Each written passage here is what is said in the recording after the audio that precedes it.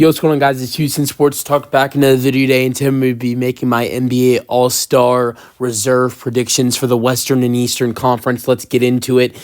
Tonight, the NBA will announce their All-Stars for the Western and Eastern Conference reserves.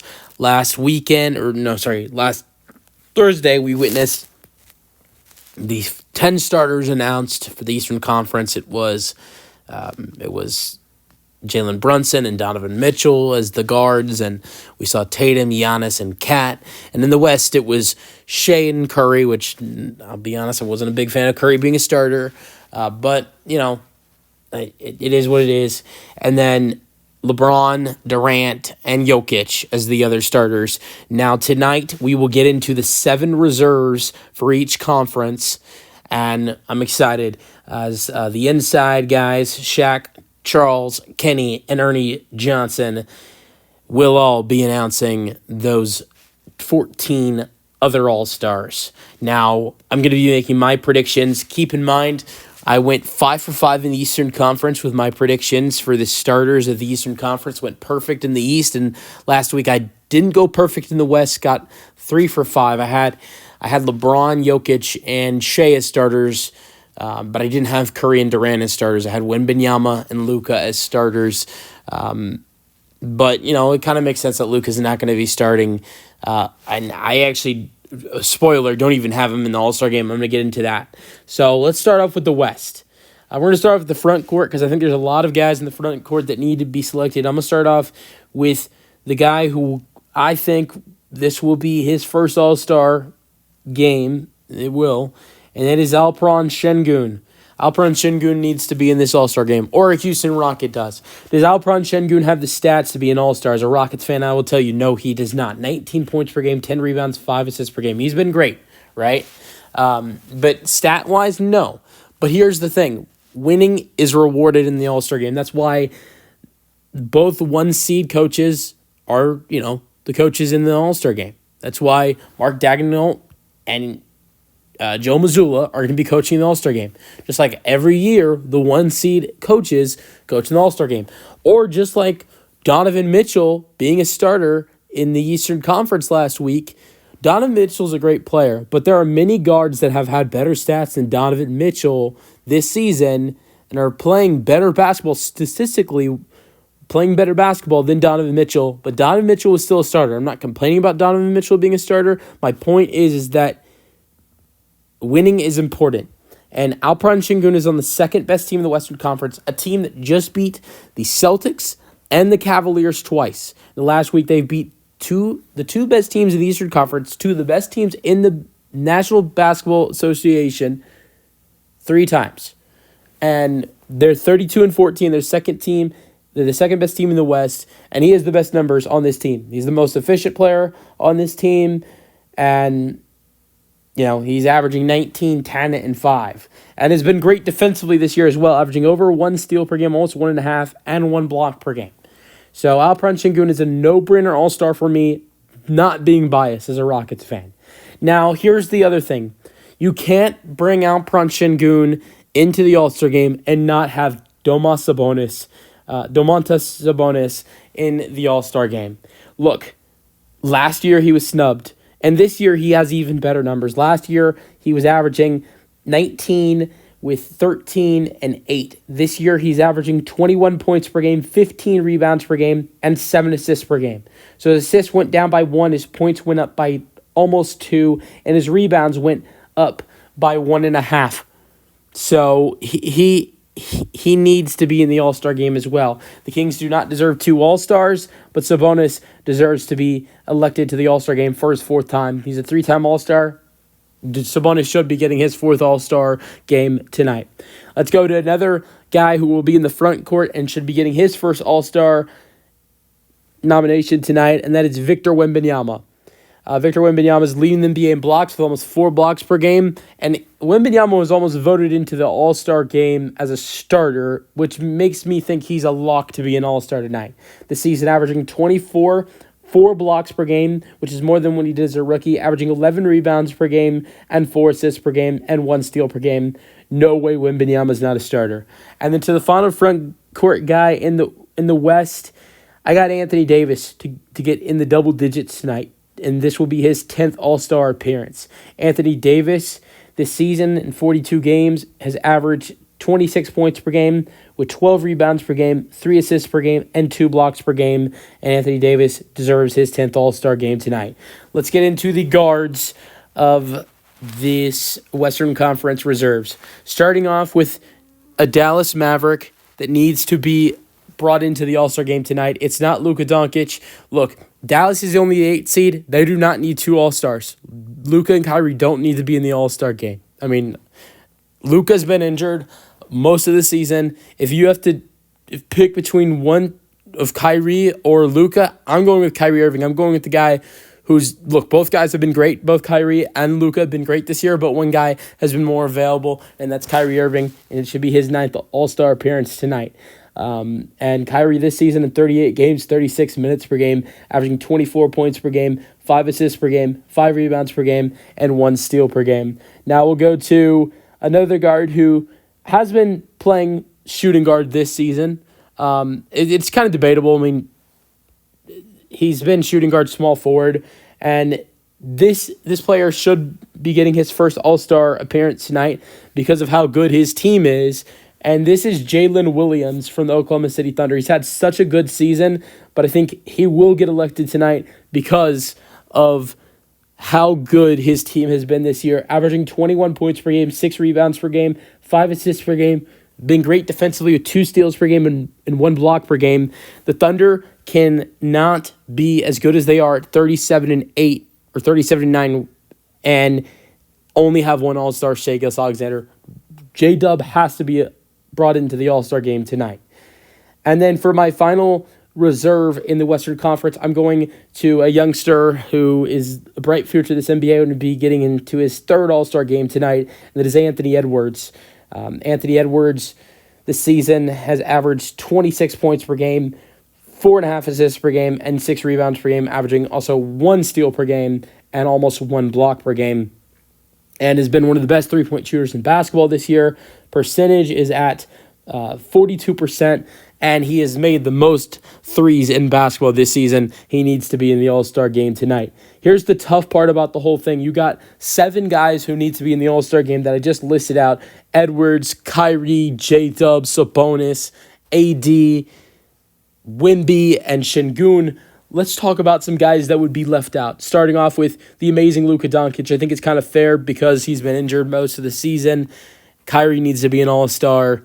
Luka's left out. I think that's fine. Devin Booker, I think this one's fair as well. Durant's already an All-Star. The Phoenix Suns, yes, Devin Booker's played good basketball this year. The Phoenix Suns, who've not been very good this year, do not need 2 All-Stars. Then I think these are, like, Luka and Booker being left out, I can understand and I actually support.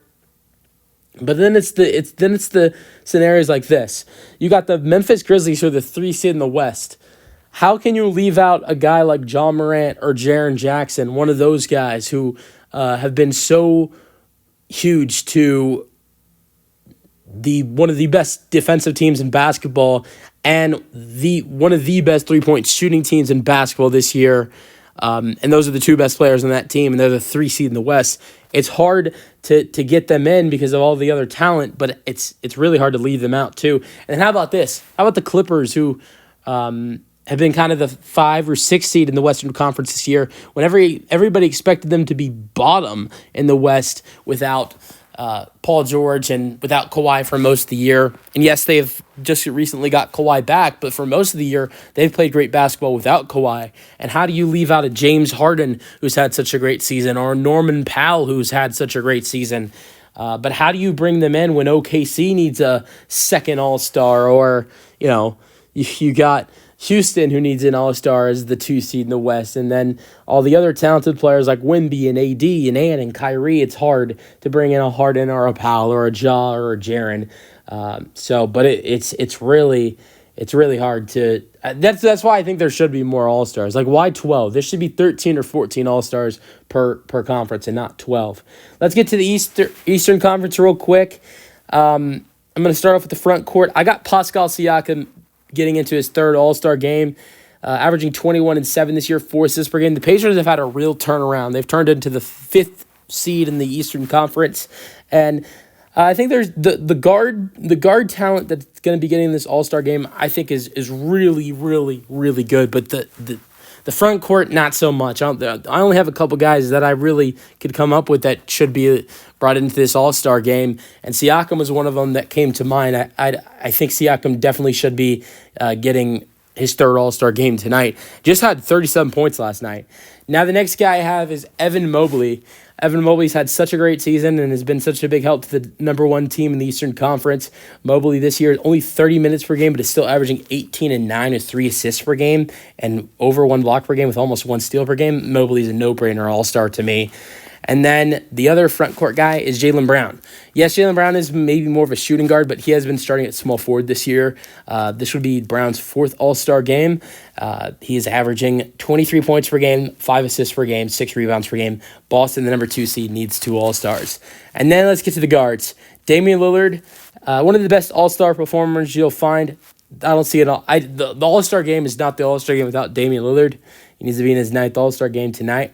39 games this year and his average, 38 games this year and his average 25 points per game with 7 assists per game and 5 rebounds per game and is shooting great from 3. Damian Lillard will be an All-Star tonight. And then let's get to some of the underdogs in the West with guards that I'm going to get into. Got 3 more. Cade Cunningham needs to be getting into his first All-Star game tonight. He has been such a big part of the turnaround of the Detroit Pistons.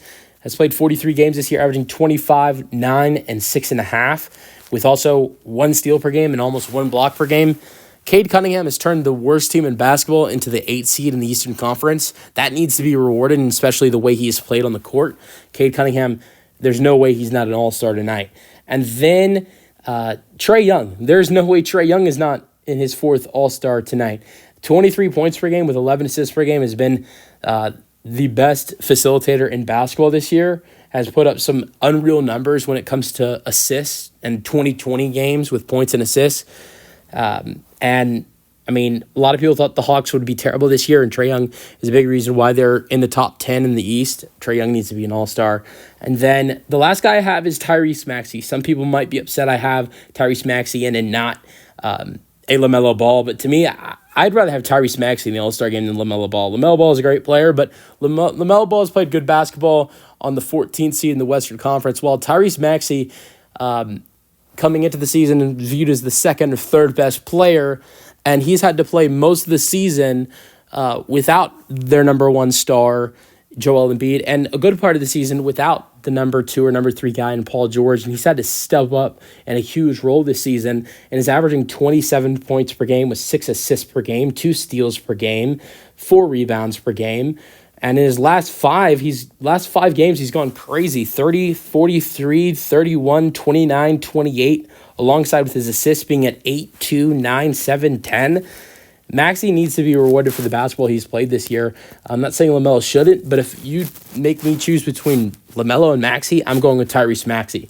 Then let's go over the guys that get left out in the East now that I have already announced who I have in the East, being Mobley, Pascal, Brown, Dame, Cade, Trae, and Maxey. That leaves out Darius Garland for starters, and some people might be upset about that. If you make me choose between Garland and Mobley, I'm going to choose Mobley just because of the fact that I think the East, I don't really know who's going to be in the East. If Mobley's not an All-Star and Garland is, I don't know who's going to be the other guy in the front court for the Eastern Conference next to Pascal and Jaylen Brown. And Cleveland's been great this year, but they do not deserve 3 All-Stars in my opinion. You can't give 3 All-Stars to Cleveland and 2 All-Stars to OKC. And I don't think there's a 3rd All-Star on the Oklahoma City Thunder, if you ask me. So that's why I have Garland out. Then, a potential 3rd All-Star for Boston is not in. White or KP. And Orlando, Franz and Paulo Banchero played great basketball this year, but I think both have been injured too much, and that's why I have them left out. Tyler Hero has played some of the best basketball in his career, and he's not in there. Same thing with LaMelo. So it shows how talented both conferences are when you have a whole list of guys that aren't involved in the conversation, and they should be. and that's why I always say they need to add a couple more spots. I mean, there needs to be 13, 14, 15 all-stars per conference, which would add another 1, 2, 3, 1 to 3 all-stars per conference, which would be good. And then the Clippers could get their all-star, or the Grizzlies could get their all-star, or with the East, Garland could get in, and Magic could get their all-star, and LaMelo could get in. But since there's only 12 in each conference, which I think there should be more, that's kind of a little upsetting to me. But let me know your thoughts on my predictions in the comment section, and peace out.